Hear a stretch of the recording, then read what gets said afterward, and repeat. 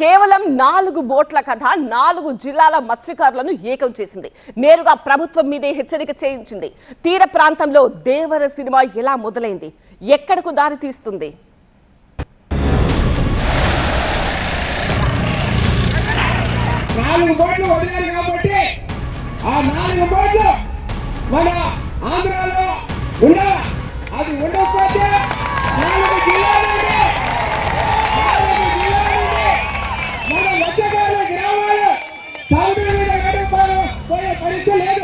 ఆ 4 బోట్లు మాకు వదిలేయాలి, లేదంటే యుద్ధమే.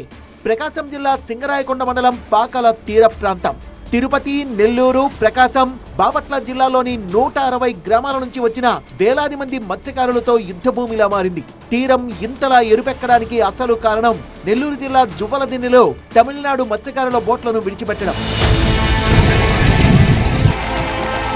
తమిళనాడు చెందినటువంటి జాలర్లు వస్తే వాళ్ళతో మాట్లాడుకున్న తర్వాత తమకు జరిగిన నష్టాన్ని వాళ్ళకి వివరించి ఆ పరిహారం తీసుకున్న తర్వాత ఈ విధంగా వాళ్ళు ఒక ఒప్పందం చేసుకుందామని భావించారు. అయితే జువ్వలదిన్నెలో ఉన్నటువంటి ఆ 4 బోట్లను వీళ్ళకి తెలియకుండా ఎవరో తీసుకెళ్లారన్న దానిపైన ఇప్పుడు సమావేశం అయ్యి భవిష్యత్ కార్యాచరణ ఏ విధంగా ఉండాలి, అలాగే తమ డిమాండ్లు ఏంటంటే దానిపైన వీళ్ళు 164 గ్రామాలకు చెందినటువంటి మత్స్యకారులు ఇప్పుడు ప్రత్యేకంగా ఇక్కడ సమావేశమయ్యారు. తమిళనాడుకు చెందిన బోట్లు ఏపీ జలాల్లోకి అక్రమంగా చొరబడి మన మత్స్య సంపదను కొల్లగొడుతున్నాయనేది ఎప్పటి నుంచో వినిపిస్తున్న ఆక్రోశం.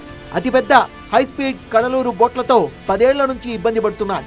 నీటికి 70 అడుగుల ఎత్తున ఉండే ఈ భారీ బోట్లు మన తీరంలోకి వచ్చి ఇక్కడి మత్స్యకారుల వలల మీద దాడి చేసి నిర్దాక్షిణ్యంగా తెంపి వెళ్లిపోతున్నాయని వీళ్ళ ఆవేదన. అటువంటి 4 బోట్లను ప్రాణాలకు తెగించి పట్టుకొని నెల్లూరు జిల్లా జువ్వలదిన్నెలో బంధించి ఉంచారు. కానీ వాటిని ఎటువంటి ఒప్పందం లేకుండానే వదిలిపెట్టేయడం ఇప్పుడు వివాదాస్పదమైంది. పోలీస్ పహారాలో ఉన్న బోట్లను అవతలి రాష్ట్రం మత్స్యకారులు విడిపించుకుపోయారంటే దీని వెనుకున్న కుట్రలేంటి, అదృశ్య శక్తులు ఎవరు?